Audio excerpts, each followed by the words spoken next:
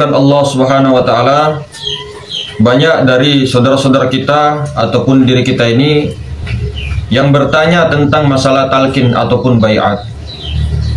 Kenapa kandaku, kenapa harus ditalqin sementara kita ini masih hidup? Kenapa kita ini seolah-olah tidak berdaya ketika hidup ini sampai-sampai ingin ditalqin?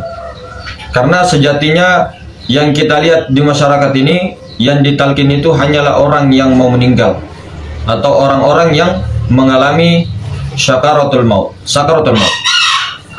Jadi kenapa kita harus ditalqin? Ketika mengalami masa-masa pencarian dan menemukan mursyid rohania, biasanya kenapa para mursyid rohania mentalqin seseorang ataupun salik? Karena itu memang ada kaitannya dengan seseorang yang mau meninggal, yang sakaratul maut itu. Kenapa?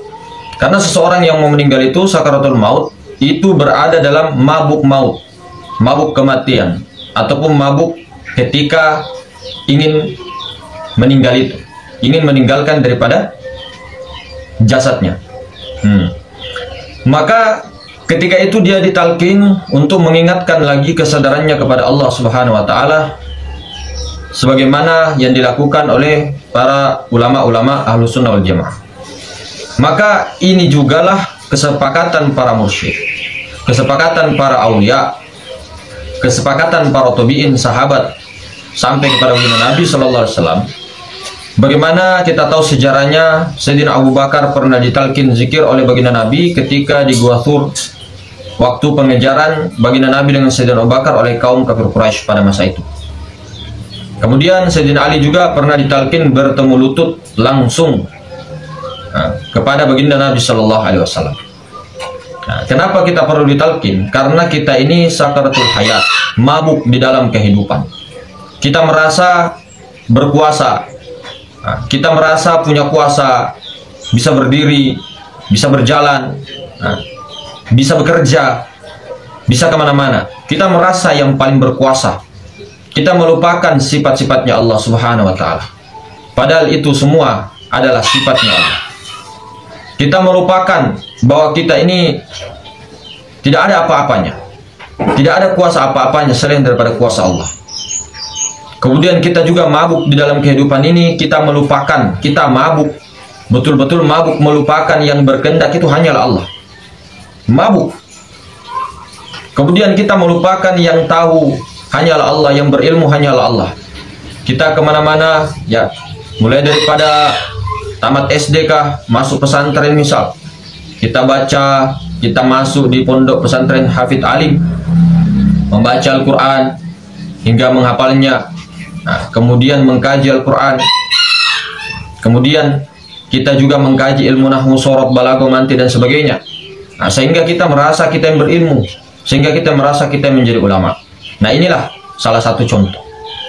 Kita juga selalu mengatakan kita ini yang hidup, kita ini yang selalu merasa hidup.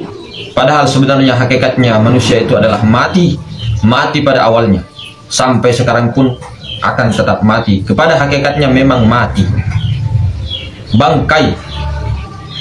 Kita juga selalu merasa mendengar, selalu merasa melihat, dan selalu merasa bisa berkalam. Dan orang-orang pun yang melihat daripada diri kita selalu melihat daripada yang itu tadi, muhaddath, daripada yang baharu. Dia tidak tembus pandangannya kepada ke dalam, tidak tembus ke dalamnya hingga ke sir, tidak tembus sampai ke situ. Maka inilah pentingnya ditalqin bagi orang-orang yang sakaratul hayat, mabuk kehidupan. Bagaimana mereka terlena di dalam pencarian jati dirinya. Sehingga Allah Subhanahu wa taala memang menjadikan manusia itu hanya untuk wa ma khalaqatul jinna wal ins illa liya'budun. Ditafsirkan illa liya'rifun. Tafsiran para ulama-ulama sufi, ulama-ulama tasawuf, untuk mengenalku. Dan Allah taala jadikan semuanya untuk dikenal. Akan tetapi manusia lupa, manusia mabuk dengan sandiwara-sandiwara yang diperankannya. Maka hadirnya guru mursyid untuk mentalkin sebelum mati mentalkin para salik, membimbing dia, memberikan metode-metode yang tertib di dalam ilmu-ilmu thariqah. Maka itu talqin apa sih? Nah, apa sih talqin itu? Talqin itu menuntun atau membimbing para salik atau muridun, kemudian menanamkan sir, mentransfer sirnya baginda Nabi Sallallahu Alaihi Wasallam kepada Sayyidina Abu Bakar, Sayyidina Ali dengan sahabat-sahabat lain, sampai ke murid-muridnya, sampai ke muridnya, khalifahnya, sampai kepada salik-salik itu ditransfer, ditalkin, kemudian ditransfer sirnya.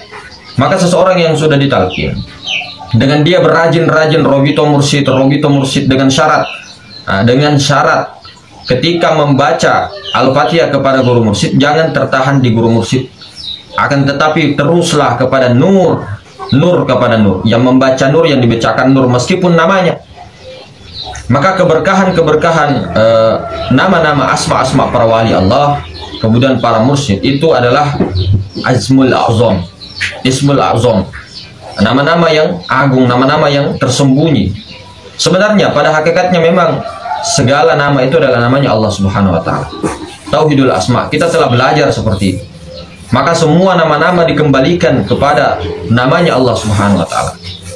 Maka itulah gunanya untuk talqin. Ketika sering-sering berobito mursyid, yang diibaratkan kita ini awalnya pakai rantainya hanya satu, maka ini rantainya jadi banyak, bersambung, sehingga kolbu para mursyid, para wali, yang tadinya kita sendiri kolbunya itu nanti menyambung, menitis keilmuan sir-sir yang di dalam kolbu sanubarinya, menetes kepada salik sampai ketika kita rajin, semakin rajin semakin bagus berobito mursyid untuk mengikat rantai itu.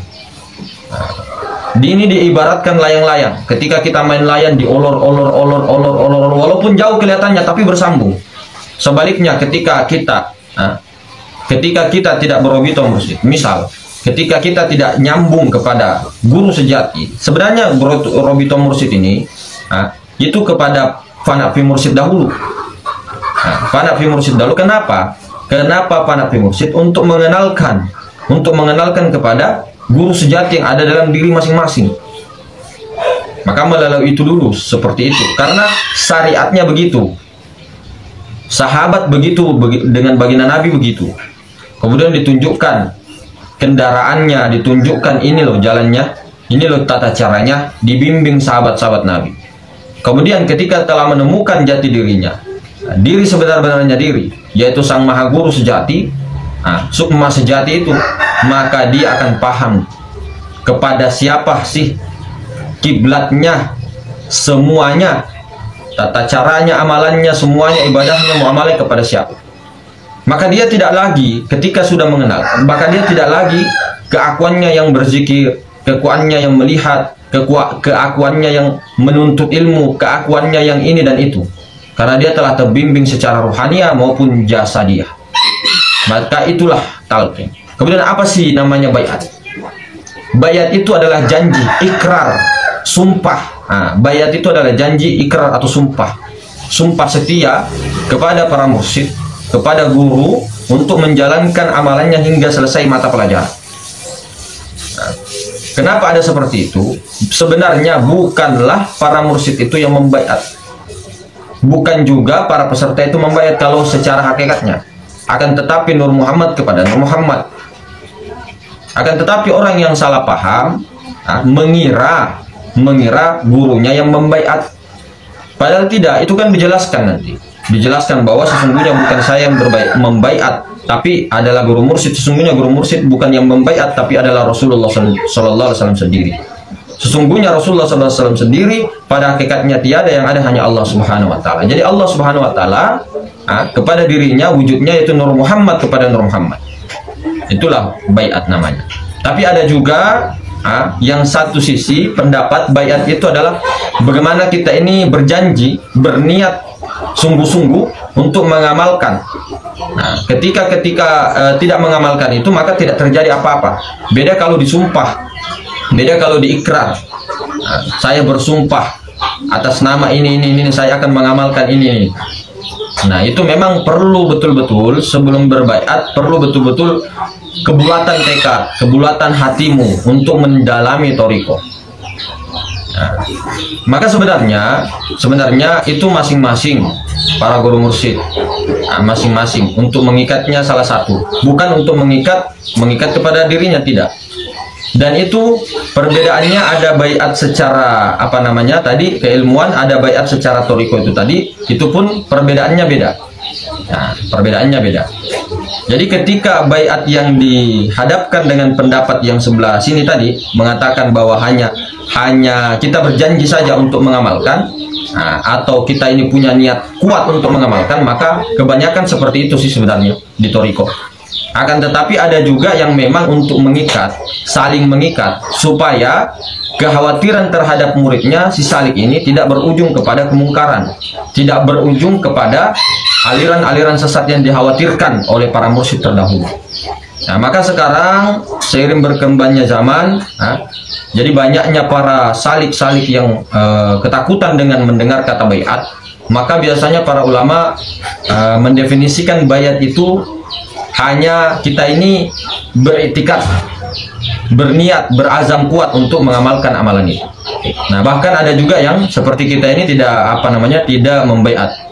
Tidak membaiat bukan berarti kita ini meremehkan keilmuan, tapi dengan alam bawah sadar mereka yang ketakutan dengan atas baiat itu tadi, maka kita hanya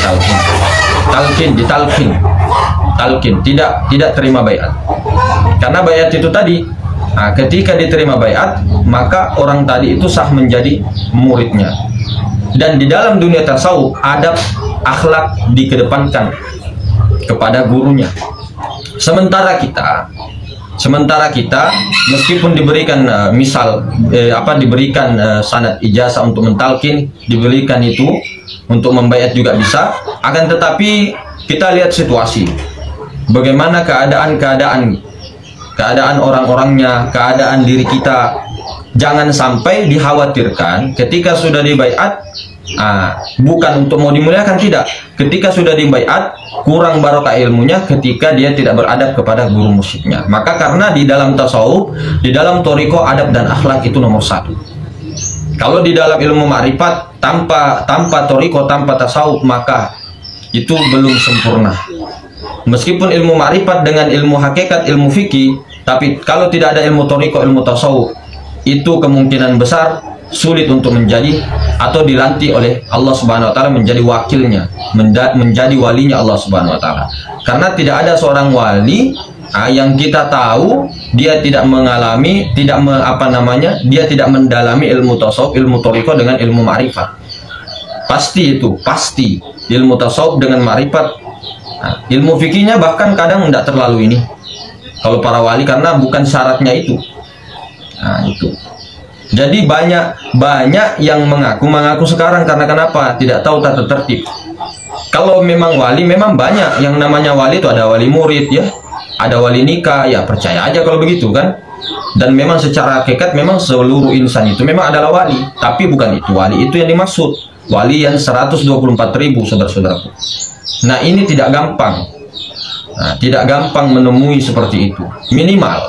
Minimal kita itu mengamalkan apa-apa yang ajaran-ajaran baginda Nabi, ajaran sahabat, ajaran para wali, untuk diamalkan. Bersyukur sekali. Tapi itu tadi, di dalam ilmu ma'rifat jangan pernah ada rasa keakuan untuk amal di situ. Jangan pernah merasa sholat, jangan pernah merasa berdoa, jangan pernah merasa untuk mengamalkan sesuatu ibadah apapun, karena itu adalah dosa yang sangat besar. Maka itu tadi, jangan sampai salah di dalam memilih. Makanya sebelum kemana-mana itu istikharah dulu, istikharah yang baik-baik. Nah, ketika sudah mantap, jangan lagi ragu, jangan takut, lurus terus. Maksudnya tekadnya ini tidak belok-belok lagi. Kalau sekali masuk, sekali nurani itu klik, masukkan terus sampai selesai. Jangan tanggung-tanggung. Kalau sudah maju, terlanjur maju selangkah, jangan pernah ada mundur. Haram mundur. Maksudnya itu haram itu bukan kita menghukum bagaimana. Ini kata pepatah terdahulu, leluhur terdahulu, ketika mereka di medan perang, ketika sudah maju satu langkah, haram untuk mundur. Maju satu langkah, haram mundur. Pokoknya maju satu langkah, maju terus sampai titik darah penghabisan. Itulah leluhur-leluhur kita terdahulu.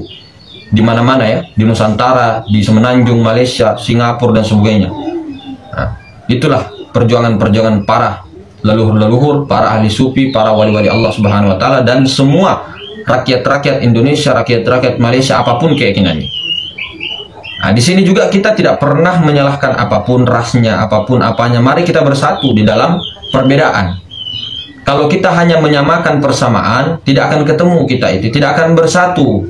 Seluruh umat manusia tidak akan bersatu kalau seperti itu. Kalau ingin menyamakan, sementara dari zaman Nabi Adam alaihissalam saja sampai manusia terakhir itu tidak ada yang sama. Wajahnya itu tidak ada yang sama, meskipun dibilang ada kembarannya itu tidak ada yang sama. Maka itulah saudara-saudara yang diperhatikan. Bagaimana betul-betul ketika sudah laju, ketika sudah maju, jangan mundur. Sekali layar terkembang, pantang biduk surut ke pantai. Itu pepatah leluhur kita dahulu. Sekali layar terkembang, maju, jangan pulang meskipun ombaknya keras, dihantam badai. Jangan lompat dari kapal, jangan mundur, maju terus. Nah, itulah perjuangan-perjuangan mujahidin tazkiyatun nafs. Nah, itu lebih sulit untuk mengalahkan nafsu daripada berperang seperti itu zaman dahulu ya. Kita di sini bukan berarti berpakaian seperti ini mengajak apa-apa, tidak. Nah, bagaimana kita ini sebagai mujahid tazkiyatun nafs, membersihkan kita punya jiwa sampai habis keakuan Adam itu, sehingga menjadi khalifatullahnya Allah Subhanahu wa taala. Bukan kita mengaku khalifah, tidak, maksudnya sehingga mengembalikan semua sebagai tujuan penjadian penciptaan awal. Sebagai insan itu menjadi amanah, menjadi khalifatullah di muka bumi, untuk menjadi pengganti Allah. Tapi untuk menggantikan Allah, untuk menggantikan sebagai wakil khalifahnya itu harus tubadil, harus hilangkan dulu diri kita, hilangkan dulu keakuan itu, sehingga Allah Ta'ala lah yang ada. Nah, sehingga sudah hilang keakuan-keakuan itu, siapa yang mencabut, malaikat maut adalah nur, dirinya adalah nur, neraka adalah nur, surga adalah nur, senjata tajam adalah nur, bom adalah nur, rudal adalah nur, semuanya adalah nur. Jadi apa yang mau dia dilukai di situ? Tidak akan melukai dirinya sendiri. Nah, itu kalau sudah kuat mesra itikadnya, keyakinannya, isbatul yakin, akmalul yakin kepada itu. Akan tetapi ini bukan hanya di otak, bukan hanya di sini, bukan hanya intelektual. Akan tetapi ini betul-betul praktek, bukan omong kosong. Teori tanpa praktek kosong, praktek tanpa teori juga kosong. Jadi mari bersama-sama kita berukun semua, kita bersama-sama bangkit semua, kita jayakan semua, merdekakan semua jiwa-jiwa ini.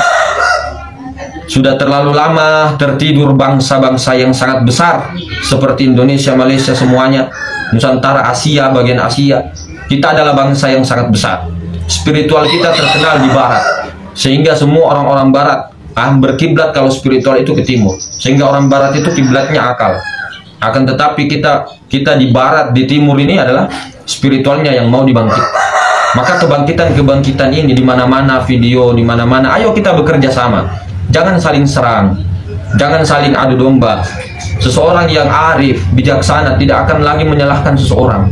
Dia pasti ketika ada salah, dirinya yang diperiksa. Oh, apa salah saya? Oh, bukan dia yang salah, bukan dia yang buat saya emosi, tapi saya sendiri yang menyakiti diri saya sendiri. Saya sendiri yang emosi kepada dia. Padahal dia biasa-biasa saja. Tapi kok saya emosi, berarti saya yang rusak. Hati kita yang buruk, begitu. Jadi jangan lagi melihat sisi-sisi manusia. Karena ajaran-ajaran yang kita sebarkan, ajaran Thariqatul Nur Muhammadiyah, itu tidak lagi memandang apa-apa, tidak lagi memandang makhluk, langit, bumi, sumur, apa, tidak, langsung ke nur.